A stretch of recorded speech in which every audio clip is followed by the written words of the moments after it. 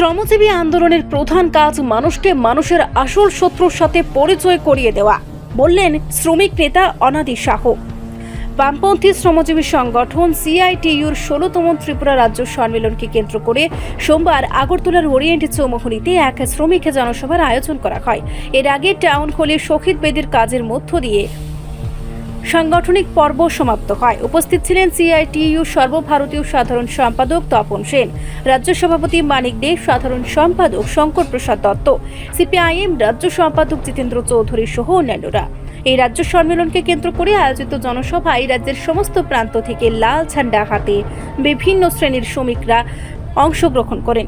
সুসজ্জিত র্যালি করে ফ্লাইওভার দখল করে মেলার মাঠ হয়ে প্যারাডাইজ চৌমুহনী এবং ক্রমে আগরতলা শহর পরিক্রমা করে ওরিয়েন্ট চৌমুহনীতে এসে তারা মিলিত হন।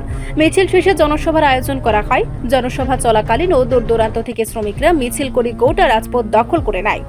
এই সমাবেশ থেকে আওয়াজ তোলা হয় 4টি শ্রম কোড বাতিল করতে হবে, শ্রমিকের মজুরি বৃদ্ধি করতে হবে, 8 ঘন্টা কাজের অধিকার রক্ষা করতে হবে এবং শ্রমিক ছাঁটাই বন্ধ করতে হবে। এই সমাবেশের অন্যতম বক্তা ছিলেন সর্বভারতীয় শ্রমিক নেতা তপন সেন, পশ্চিমবঙ্গের রাজ্য নেতৃত্ব অনাদি শাহ, রাজ্যের প্রাক্তন মুখ্যমন্ত্রী মানিক সরকার এবং সিপিআইএম রাজ্য সম্পাদক জিতেন্দ্র চৌধুরী। জনসভাকে সম্বোধিত করে অনাদি শাহ বলেন, মানুষের শক্তি, মানুষের চেতনা, শত্রুকে চিনতে পারা। দেশের শ্রমজীবী আন্দোলনের প্রধান কাজ মানুষকে মানুষের আসল শত্রুর সাথে পরিচয় করিয়ে দেওয়া। হিন্দু মুসলমান করে দেশটা শেষ হয়ে যাচ্ছে। 36 করে মুসলমান নেই বলে খ্রিস্টানদের টার্গেট করা হচ্ছে। আর ত্রিপুরাতে একইভাবে বিজেপি এভাবেই প্রচার করে ক্ষমতা দখল করেছে। আজকে 7 বছর ডবল ইঞ্জিনের সরকার চলছে, কেন্দ্রে বিজেপি সরকার এবং রাজ্যে বিজেপি সরকার, এবং সেই সরকারের এই সময়ে আজকে গোটা রাজ্যে আমাদের বেকার সমস্যা তীব্র থেকে তীব্রতর হয়েছে।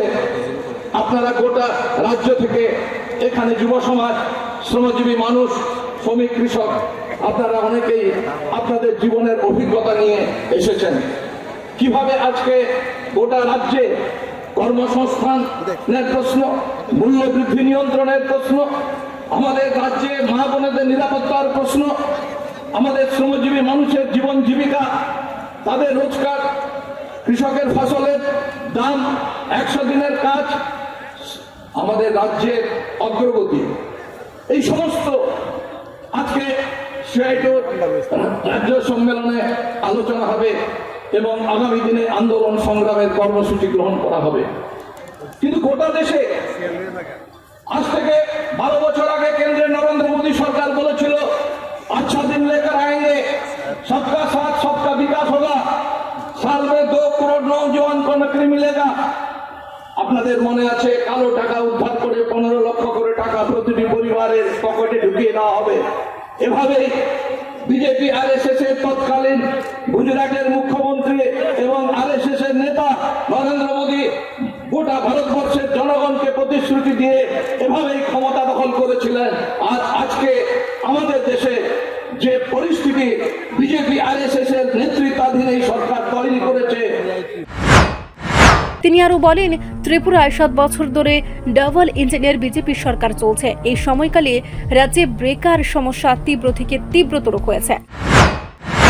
তা আপনাদের নিজেদের জীবনের অভিজ্ঞতায়, গোটা দেশের শ্রমজীবী মেহনতি মানুষের অভিজ্ঞতায় আমরা বুঝতে পারছি যে কি ভয়ঙ্কর পরিস্থিতি আমাদের দেশে বিজেপি আরএসএস এর নেতৃত্বাধীন এনডিএ জোট সরকার প্রতিষ্ঠিত হওয়ার পর নামিয়ে আনা হয়েছে।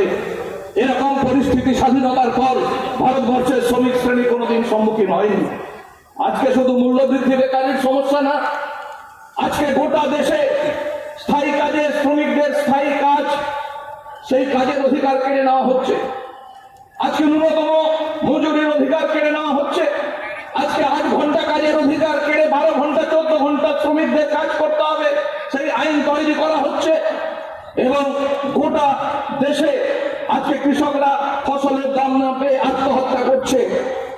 আজকে এই সমস্যার কোনো সমাধান কেন্দ্রের নরেন্দ্র মোদী সরকার 12 বছর আজও পর্যন্ত এই সমস্যার সমাধান দিতে পারেনি। আজকে শ্রমিক শ্রেণীর, গোটা দেশের কৃষকরা ঐক্যবদ্ধ হয়েছে।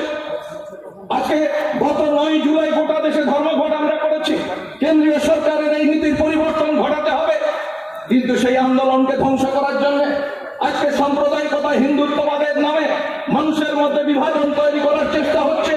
শ্রমিক শ্রেণীর অর্জিত অধিকার, ট্রেড ইউনিয়ন করার অধিকার। সিআইটিইউর রাজ্য সম্মেলনে রাজ্যের স্বরতান্ত্রিক বিজেপি সরকারের দমন পীড়নের বিরুদ্ধে কিভাবে রুখে দাঁড়ানো যায় তা নিয়ে বিস্তারিত আলোচনা হবে এবং আগামী দিনের কর্মসূচি গ্রহণ করা হবে বলে জানালেন শ্রমিক নেতা। রিপোর্ট সংবাদ প্রতীক্ষা।